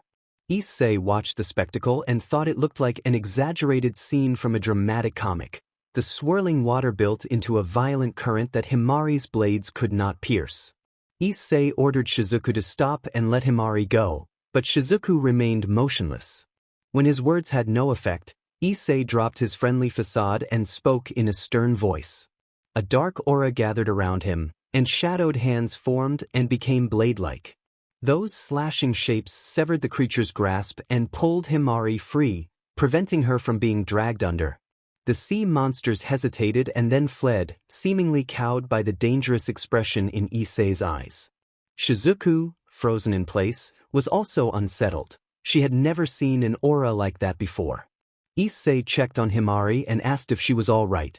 Himari apologized, admitting she had been weak and should have acted better. Issei scolded her firmly, reminding her that although she wanted to protect him, she did not need to sacrifice herself recklessly. He told her that as her guardian he would protect the family, but as her master she should stay with him and fight alongside him rather than acting alone. Himari's eyes filled with tears at his words. She felt grateful and moved by his care. Shizuku watched the moment without quite understanding the depth of their bond. She then leapt from rock to rock and climbed to a high ledge. From there she announced that she would withdraw for the day but warned that if they ever met again she would kill them, and then she vanished. Time passed. Issei returned to the beach as if nothing unusual had happened and took Himari to the nurse's office to be checked for any hidden injuries. Nearby, Subaru stood beside the pool. They exchanged comments about the beach and how nice it was to take a break from their routines. Then Kanade's phone rang with a notification and a strange message. A distorted voice from the call said they had met again and left instructions. Kanade was unconscious, and if they wanted to save her they should come to the reconstructed storage room near the pool in 10 minutes. The caller implied they knew something about Kono Subu. Issei grew worried by the call's timing and the fact that no one had seen a stranger approach. Subaru appeared shaken, and the picture of a knife on the call made her visibly uneasy. Issei asked Subaru if she was afraid of knives. Subaru admitted she was terrified not only of knives but of hard objects in general. They caused her body to freeze and she felt like a failure as a butler. Despite her fear, Subaru insisted she would go. Issei, wanting to prevent her from being hurt, silenced her by knocking her unconscious and propping her against a wooden chair so she would sleep safely. He left alone to deal with the threat. Inside the storage room, a man wearing a fox mask greeted Issei when he arrived. The man implied he was not important, but he confirmed that Kanade was in the next room and suggested he wanted something in return. Issei refused to bargain and tried to keep things from escalating, but the masked man attacked first. Issei moved with practiced precision, stepping back and delivering a quick kick to the masked man's ribs to create an opening. The man groaned and kept pressing the attack, but Issei used controlled strikes and evasive footwork to push him against a wall, demonstrating measured but decisive force rather than cruelty. The masked assailant tossed a knife in Issei's direction, but Subaru, who had recovered faster than expected, arrived and intercepted the blade. Subaru declared that she would not allow Issei to be hurt, and then moved to restrain the masked man, preventing further violence. Kanade then came forward and explained what had happened. The kidnapping had been staged as part of a plan involving the masked man, who revealed himself to be Subaru's father. His intention had been to create a controlled situation to help Subaru confront and overcome her paralyzing fear of knives. Although the method had been extreme, the staged incident had forced Subaru to face her fear and act. Issei, uninterested in the family drama and unwilling to stick around further, left the scene. When he returned, he found Horikita beginning her speech. After her speech, everyone began to clap. Her words were mesmerizing. Many wore smirks and many had a gleam of hope. Time passed to the afternoon. Some people had left the pool to return home. Issei and Horikita stood near the water.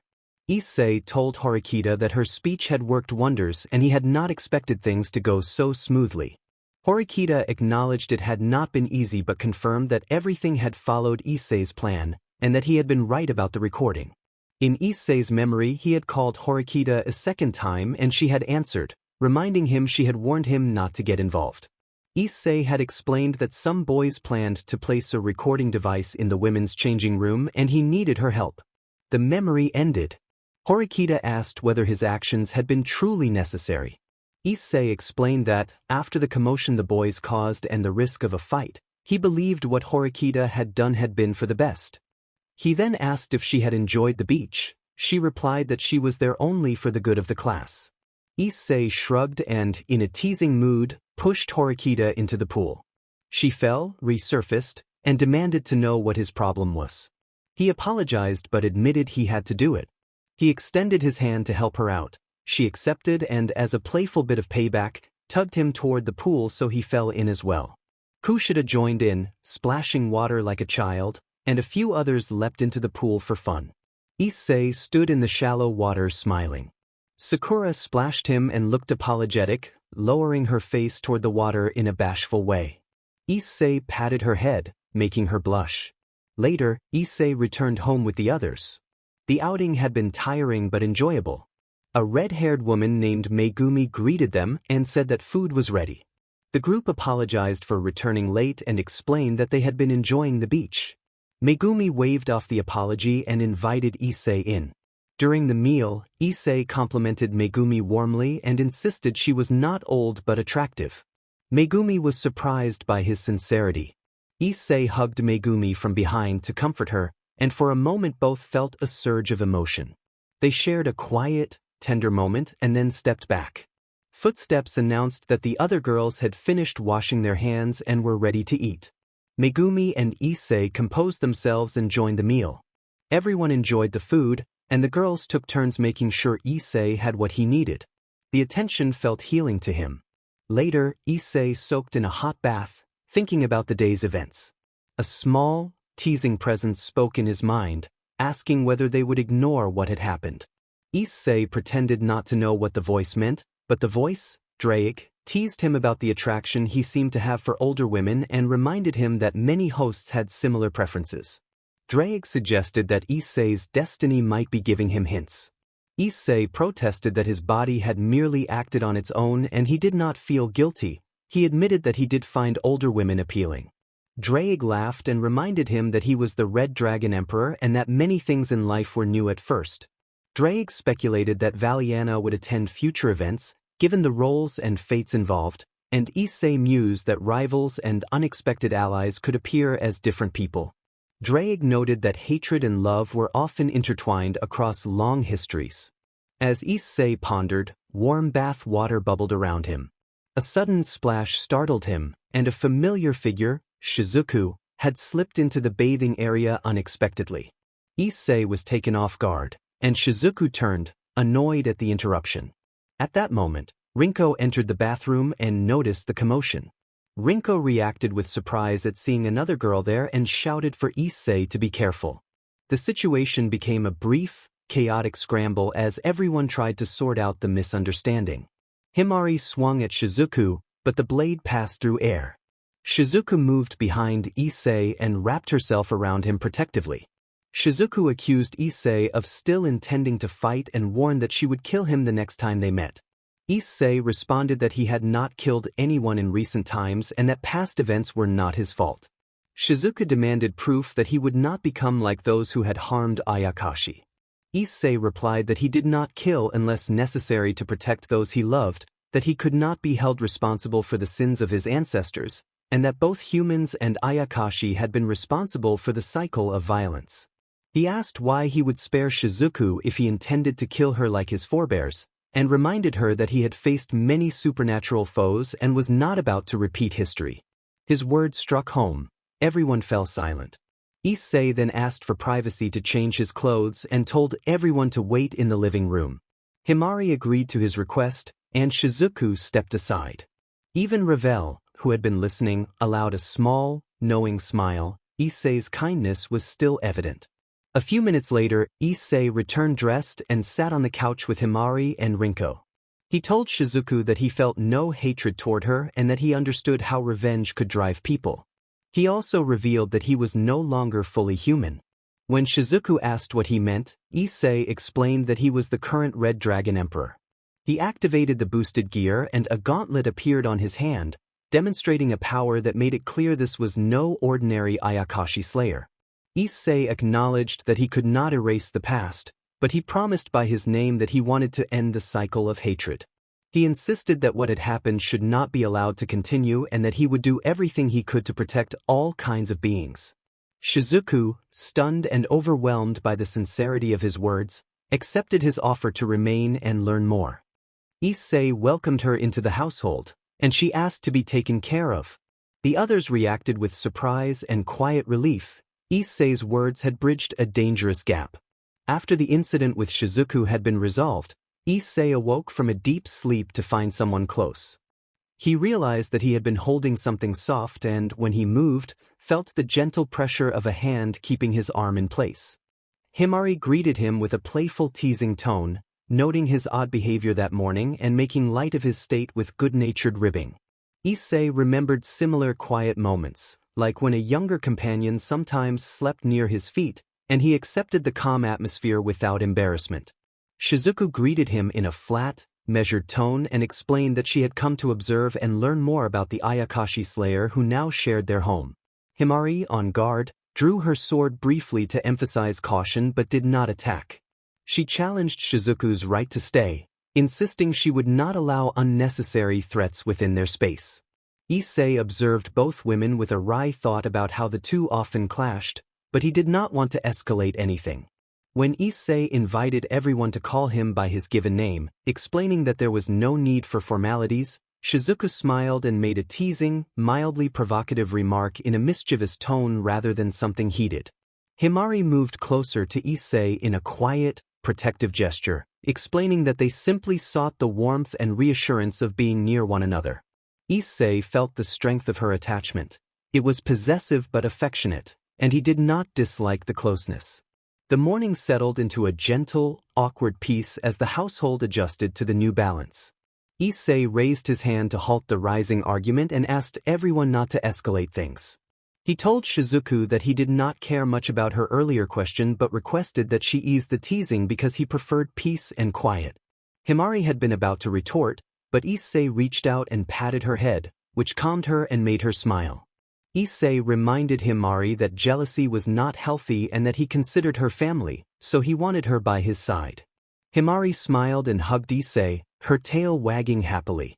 Shizuku watched this exchange with growing interest, thinking that living with them promised many adventures.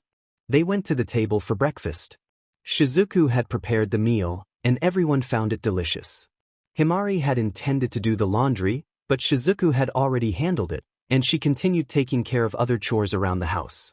Himari felt frustrated at being outpaced, and Ravel and Rinko noticed the tension between the two. Ravel remarked that it was surprising Shizuku was so capable in the kitchen and around the house.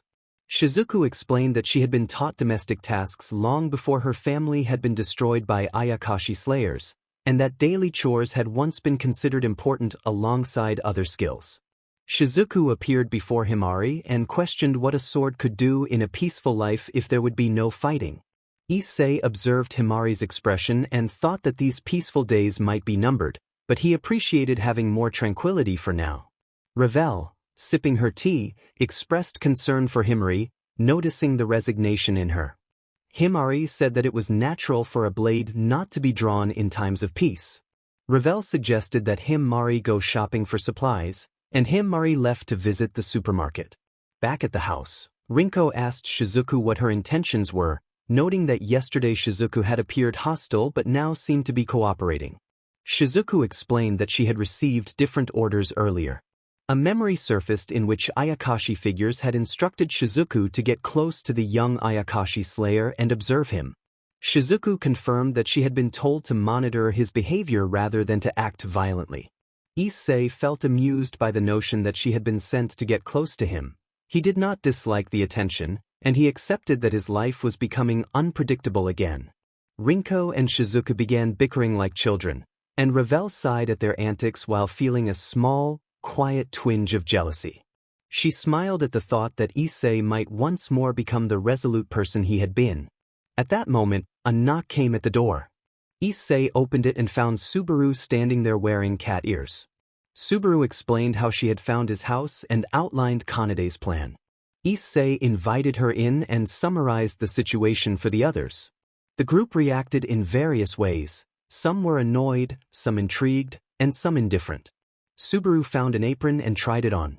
Issei thought she looked feminine and pretty in it, and his compliment slipped out, which made Subaru smirk and hold a small, competitive look toward the others. She flinched slightly, sensing the brewing rivalry. Issei excused himself to take a hot bath to relax. Later, Subaru offered to help Issei relax in a modest, non-NTMT way, and he accepted. She gave him a simple shoulder and back massage to help relieve tension from training and exams. The massage eased Issei's tight muscles, and he felt grateful. Then, unexpectedly, Issei experienced a sudden surge of power and emotion. He pushed Subaru away in surprise. Subaru asked what had happened, concerned by his abrupt reaction. Before Subaru could speak, the moment shifted and Issei moved closer, leaving her flustered and uncertain. She felt conflicted, surprised by how quickly things had escalated, but she did not pull away. After a short, awkward pause, Issei pulled back and lowered his gaze to the ground, apologizing for his forwardness and worrying that he had gone too far. Subaru surprised him by gently taking his face and reassuring him that she was not angry. She admitted she was startled by his boldness and said she wanted to get to know him better, then asked why some girls from their class lived with him. Issei explained that it was complicated but promised she would learn the reasons in time. Subaru nodded, pressed a quick kiss to his cheek, and teasingly told him it was for stealing her heart and that he should take responsibility.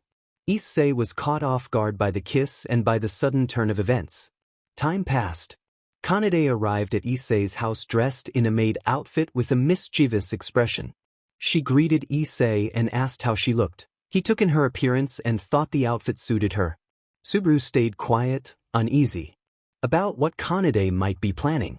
Kanade revealed that she wanted to challenge Kono at a nearby maid cafe and had arranged to use the place.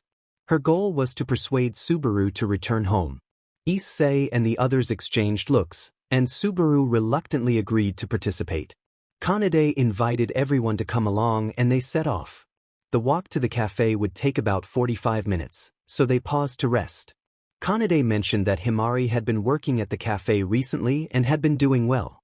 Rinko asked why Himari had taken the job, and Shizuku suggested that she had been encouraged to find something to do. Ravel added that she could also earn some spending money with part-time work if needed. Ravel then bounded up to Issei and embraced him playfully, a move that made some of the other girls react with mild jealousy while others tried to maintain their composure. Ravel teased him with a playful nickname, and Rinko scolded the display in a teasing way. The atmosphere was lively and chaotic until one of their teachers appeared nearby. Their second homeroom teacher, Kisaragi-san, acknowledged them and addressed Rinko with a familiar, rough playfulness before turning her attention to Issei and the girl holding him. She chided Issei about his behavior in a pointed, half-joking way, and Issei, irritated by the remark, responded sharply. Kisaragi paused, then shifted to smaller talk and asked about the girl with them. When she learned the girl was connected to the Niohara family, she reacted with surprise and suggested they stop for tea at a nearby cafe. Kanade smirked and noted that they were already heading to that very place, prompting her to urge them to hurry along. They marched toward the cafe. Issei felt something more keenly than before. The homeroom teacher was not entirely human. Drake noted that the teacher gave the impression of being a devil. Another voice suggested she might belong to a noble family. Drake explained there was no trace of malice and no devil insignia. The only possible match outside of Sona and Rias that came to mind was Sikvera Agars. They acknowledged the green hair similarity but agreed not to judge by color and decided to keep that thought for later. When Issei and the others reached their destination, they entered a warm, bustling cafe where patrons were enjoying drinks and conversation. The blonde server at the counter welcomed them with a practiced smile, but she internally tensed when she sensed Issei's unique aura. Issei requested a table for 7, and the server led them inside. Kanade reminded the server of their earlier arrangement, and the server nodded and began the preparations with a polite but uneasy demeanor. Issei noticed Himari serving at the cafe in a maid costume with cat ears and a tail as part of a cosplay theme. Issei flushed and looked flustered at the sight. Himari explained that the costume and accessories were meant to charm customers and bring in business. She spoke in a cheerful, professional tone. The teacher, standing nearby and smoking, remarked that it was an odd choice for a cafe, and Issei offered the excuse that the shop borrowed trends from other cafes. Himari added in a teasing, playful way that she was Issei's personal maid, and she greeted him warmly without any impropriety. Rinko scolded Issei for staring too openly at the staff, and the mood shifted into light teasing.